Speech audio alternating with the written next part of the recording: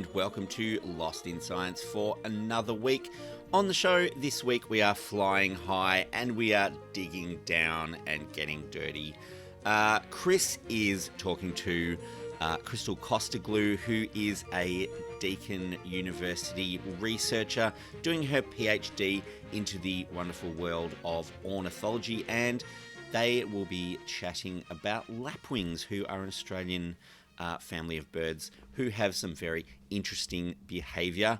And also on the show, we bring you part 2 of Claire's interview with Valerie Caron on dung beetles, which should interest anyone who was having a good time listening to that last week. If you do want to hear part 1, please download the podcast from the 15th of July if you do want to hear that episode. But please stay tuned for those interviews coming up later on the show.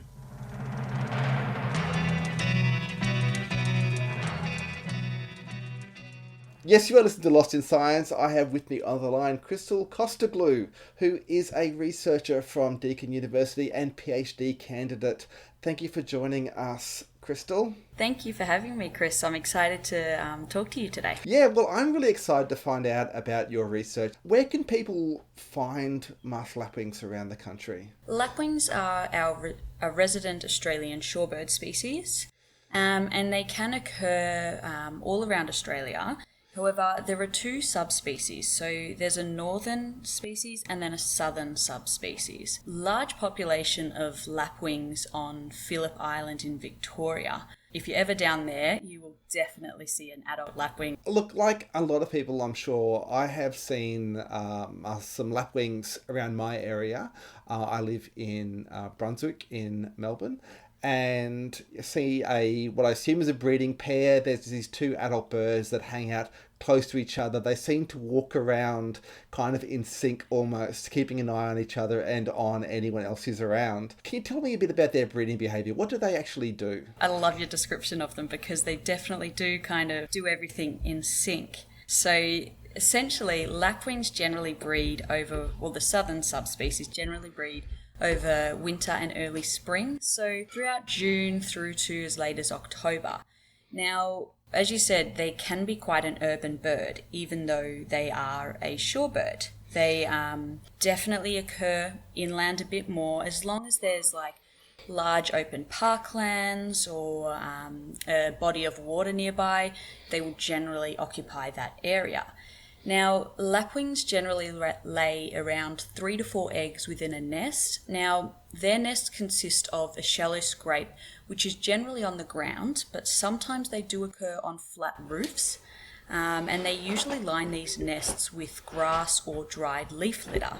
As you've seen, and as I'm sure most people have seen, they can nest in a range of places. So on Phillip Island, I have found them in large open farmlands, in large sporting ovals, but also in people's front and backyards where there isn't that much space, but just enough for them to plonk a nest down. Both adults, they share the duty of incubation, and then once the chicks hatch, it can take up to 45 days before the chicks then fledge, which is when they have the ability to fly. Lapwings are known for their aggressive nest defense strategies.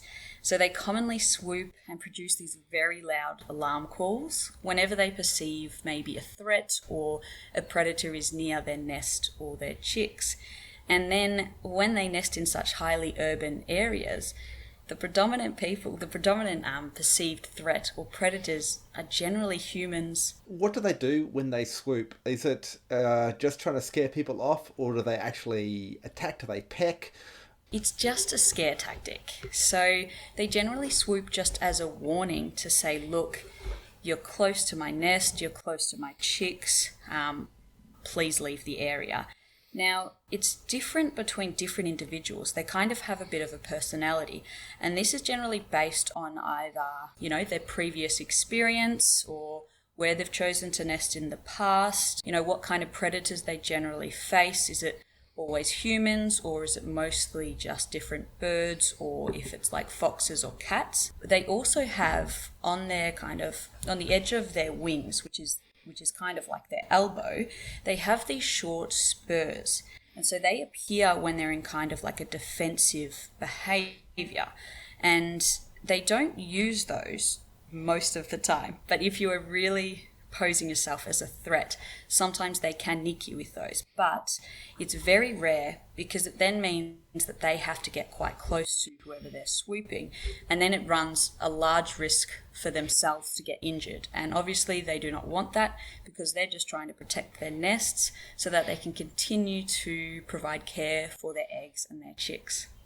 Okay, so it's this kind of defensive behaviour. This is the kind of thing that you were looking at in your research, is it? Yes, definitely. It was definitely one part of my research. So I was looking at exploring the functions and possible costs of embryonic vocalizations. Now, these are the calls that chicks produce when they are still within the egg. And for the two species that I looked at, which were the masked lapwing and then another smaller resident shorebird, the red-capped plover. And for both of these species, these calls can occur up to about a week before hatching. And these calls generally sound like just a slightly fainter chick call. So they're not just little squeaks and things like that. They are a well-developed call. Now, there really isn't much known about this topic, and I was the first to examine these calls for my two species and to document them, but as well looking at these calls in a field setting, so not within a laboratory. And how did you do that? Did you put little microphones on the eggs, or what did you do? So I created a soundproof box, so a portable soundproof box that I took with me when I went out into the field. And so I'd have to spend many hours locating nests. And then we can also estimate the age of eggs using a flotation method, which is essentially kind of like how you test if an egg is good or bad, like a normal chicken egg, if it's good or bad. You do that and you look at the float, and you can kind of tell how old the egg is and how far into incubation it may be. And so I generally approach these nests towards the end of incubation when I know the chicks within the eggs are well developed. And so I would then place these eggs within this soundproof box with a high quality microphone and a digital recorder, and I would record any sound.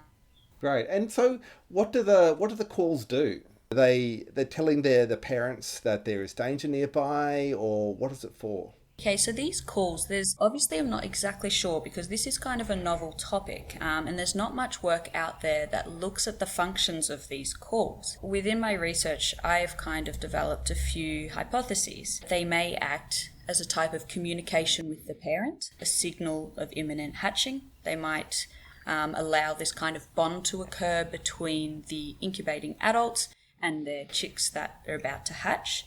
But it might also reinforce the adult's investment in their offspring, and also communicate perhaps the thermal stress of the embryo. And they may say that essentially they're calling to describe that perhaps they're too cold and too hot, and that they need either incubation or parental care. Thermal stress levels. It sounds like a useful thing that maybe all birds could benefit from, not just these particularly strange lapwings. Yeah, definitely. And I do believe that these embryonic calls would occur in a lot more species than we currently know. And it has been shown in precocial species, which are the species that I'm looking at. So essentially, they are birds that have young when they hatch that are well developed and that they don't have to stay in a nest, and they essentially can start running and feeding right from hatching. But then there's the other species that are altricial, and those are the common kind of songbirds and birds that nest in trees, where when chicks hatch, they're not as well developed and they have to stay within the nest for maybe up to a month or a few weeks, however long it is, before they can fend for themselves. You mentioned about how they can get out and they can start running around and feeding pretty much straight away. And I guess this comes back to one of the things that has been bothering me, because these birds seem to have they're out in the open. They seem to be in quite a vulnerable situation. Do people need to avoid disturbing them if they see them? Is there a chick they need to watch out for? Is there a nest people need to watch out for, or do they just keep away from them? How should we deal with these birds in our neighbourhood? They are a species you have to look out for because they do commonly nest in public spaces. And threats that may occur for them are, large industrial lawnmowers. Definitely saw that in many spaces where unfortunately someone who was mowing the lawns didn't notice the nest. And because not all adults are seen as this aggressive bird, they don't always swoop. Sometimes they just disappear and watch from a distance, essentially. So you don't know that there is a nest there. And so what I would suggest for people that have seen these birds in their area is just to have a look in the open areas. And luckily, they are quite an easy bird to spot. So they've got the little black head, but then they've got that bright yellow wattle. And so they definitely are easy to spot because, the contrast in colours. As for advice, I would say if you see a nest, or if you suspect that there's a nest, or perhaps, adults with chicks, don't approach the area if possible. I mean, it can be very stressful for the birds, but it can also be stressful for yourself if they start swooping you. So I would say avoid the area if possible. Now, this could be as simple as walking on the other side of the street, or changing your route entirely if you can. If you can't change your route, another simple thing to do is avoid walking directly towards the nest or looking directly at the incubating bird. When I was conducting research on these guys, I definitely found that if I looked directly at a bird and walked straight towards them while they were incubating, they were generally more aggressive towards me. However, if I kind of walked parallel to the nest and didn't look straight at them, I found that the majority of the time they didn't even leave the nest, and they didn't bother alarm calling or getting up to swoop me. And that's just because they don't see you as directly, as a direct threat, because you're not walking directly towards them. In the end, they're not there to hurt you. They're just there to kind of scare you away so that they can continue to care for their eggs or their chicks. So, and sometimes it's unavoidable because as I said previously, different birds are different individuals, so they may react differently. So, for example, I can easily say that some nests that I found, I couldn't even get close to the nest to kind of, get some of these embryonic calls or collect my data because the adults were so reactive. They were constantly swooping and they were constantly loudly calling. Whereas there were other nests that I could approach easily and the adults wouldn't swoop, and they might give off a couple alarm calls to be like, hey, what are you doing near my nest? So there's definitely that as well. So you can kind of learn how different birds act differently. But I mean, if they are swooping you, I would just keep your head down, walk slowly away, try not to flinch or scream, even though I know it can take you by surprise. Because if you do those kind of things, it does make it worse. And then you put yourself and the bird at the risk of an injury. Fantastic. Well, like I said, I have some in my local area. I am going to follow your advice and I am going to treat them with the respect that they deserve. Perfect. Thank you. Well, look, thank you so much for talking to me, Krystal, about some birds that, I guess, are quite common, but people may not know that much about them. Yeah, and best of luck with your PhD thesis. Thank you so much, and it was great talking to you. Fantastic. That was Krystal Kostaglou from Deakin University.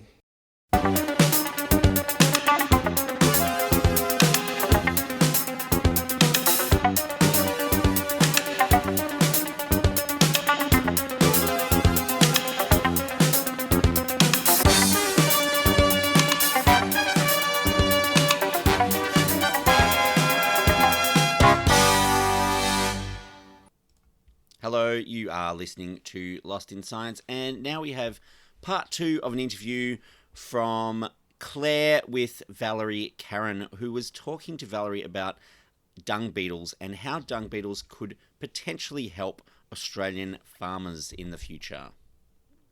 I'm interested just about sort of like how dung beetles are, how we can use them, I guess, to reduce the amount of potential like fertilizers that we need, and use them to, potentially improve soils. Is that something that you've researched in terms of, what an increase in dung beetles on a certain farm will do for that sort of soil profile?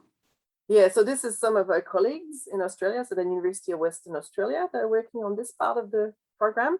So they are trying to figure out exactly, what does it do to the soil, but also, economically what it means for a farmer. So there is one part of the national program that is on this. So what we find is that actually I can't really talk about the results because I don't really it's not my part of the work. But what we find is that it should increase plant growth, which makes sense. One of the main advantages also, as I said, is not lose the nutrients and water pollution. So that's one of the big one. And increasing aeration. So a lot of the livestock will trample soil and make it very, very firm.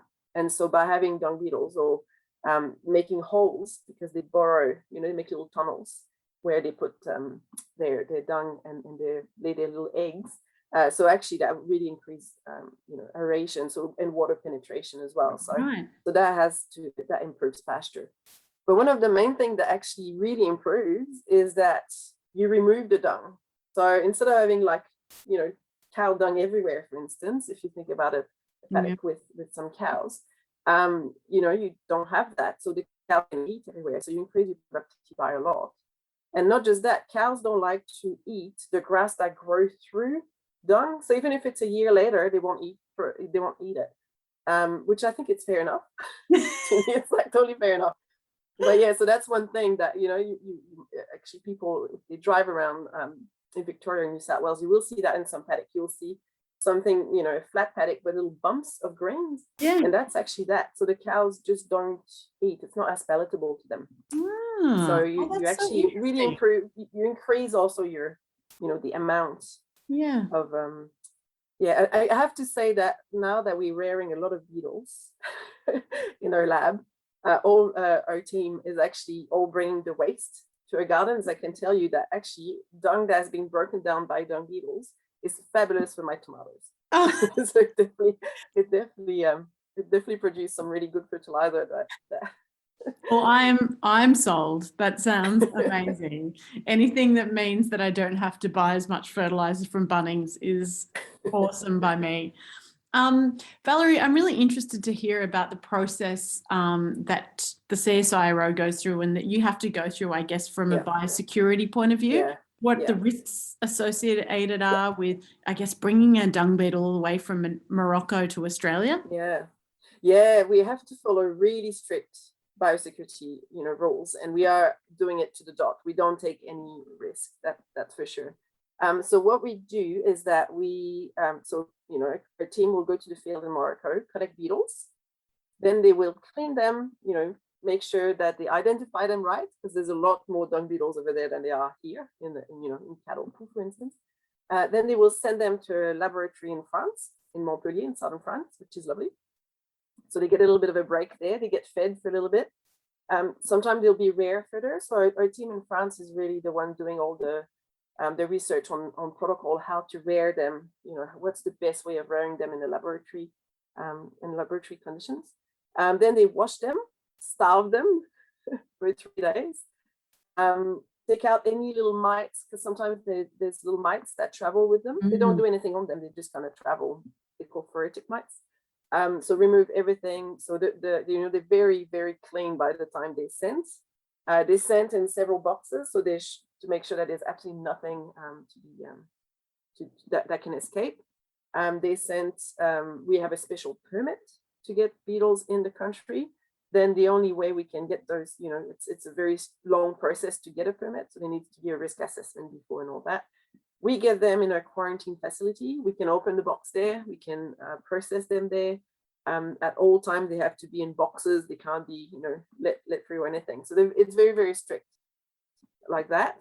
The only thing we're allowed to take out of quarantine is their eggs, and they have been surface sterilized. So we use a very strong product that kills any bacteria, any virus, any nematode, not anything that could be on the egg. Is killed. So the only thing we can take out is those eggs to make sure we don't bring anything nasty. And then once they're out of quarantine, we have to rear them again, outside quarantine after that. And then, we can release them if we want, or we can rear them further. So and even just to give an idea, to get a permit takes about 2 years. So for an insect, if you want to bring something in the country, you have to prove that it has no harm, effectively. So dung beetles, we not only eat dungs, that helps, because they can't switch to something else, or eat a plant or eat an animal. They only really eat dung beetles. So that makes it a lot safer. But even then, it took us to get the permit, took nearly 2 years, like a year and a half, just to get that permit. And is there any risk for these beetles from Morocco to be able to switch to native dung and potentially compete with our native 500 species of dung beetle? Yeah, so that's definitely something that we kind of aware. Like, it's something that, there's always a risk if you bring something new. So I'm not going to say that there's absolutely zero risk. So what happens is that the marsupial dung is much drier. So it's much, our marsupials don't drink a lot of water, and they're used to very dry vegetation. So their dung is really, really dry. So that's one of the main difference compared to cattle dung that is very sloppy. That's a total different thing. Would dung beetles be attracted, let's say, to kangaroo dung if there's nothing else? Potentially. Could they actually breed on them? We don't really know. But so far, we have 23 species that have been introduced. There's no direct negative impact that we found. So that's the good thing about dung beetles. Most native species don't like cattle dung, for instance. So that's another thing, they don't like it. And also, cattles, and they much prefer open area. So all the dung beetles that we have sourced, even with this, in the last 50, 60 years, prefer like open area, while most native species prefer shaded area, or where marsupials are more abundant. So we don't expect any negative impact. We haven't seen any yet, but it is possible that it can be attracted to, say, kangaroo dung or something like that, but we don't expect it to do it. So at the moment, we've got 2 tunnelers that we've introduced. So they're the ones that you have a dung at the surface, and then they'll make little tunnels straight under it, and then that's where they lay their the offspring. But the last species we actually collected, that we just got in our quarantine, it's not out yet, it's just in quarantine, is a roller. And that's an interesting case because it does like sheep as well. So we will try it to see if it can use kangaroo dung, but my guess is that it won't be able to use it. So it will be interesting to see. That's wonderful it's wonderful to hear all the thinking behind it, and all that extra testing that happens before, it's even in the country, let alone the testing that happens before it's released into the environment. What was I going to say? So what are you looking forward to, and what is the next big research or big part of this research with the CSIRO?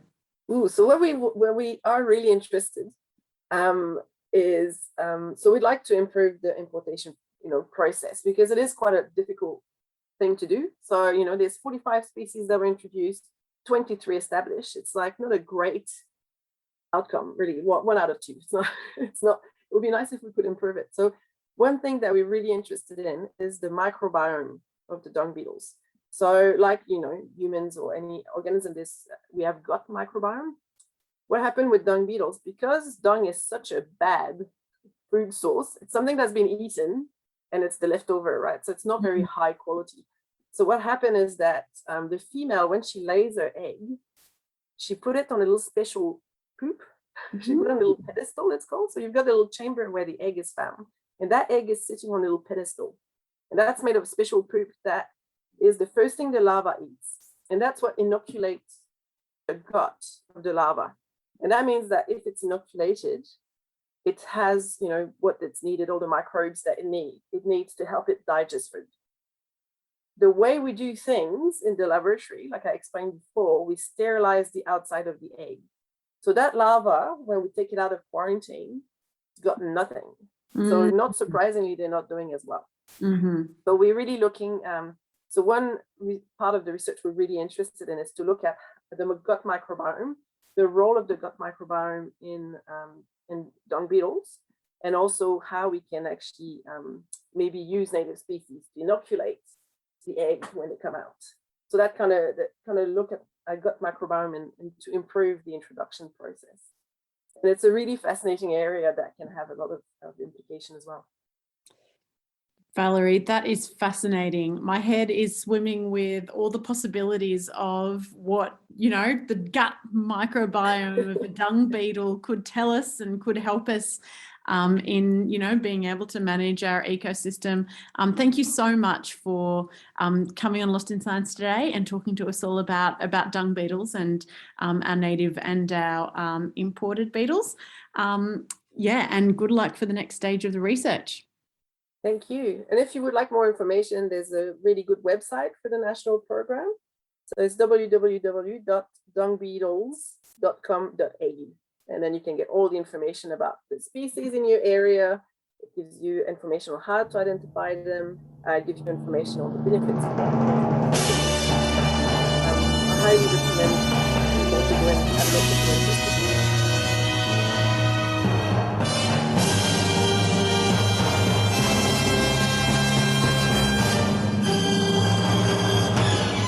That's all we've got time for on this episode of Lost in Science. Thanks for tuning in and joining us. Lost in Science is recorded at the studios of 3CR in Melbourne and broadcast across Australia on the Community Radio Network with the financial assistance of the Community Broadcasting Foundation.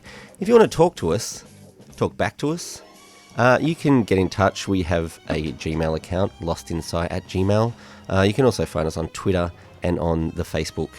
And if that's not enough Lost in Science for you, you can always tune in again next week where the team will once again get Lost in Science!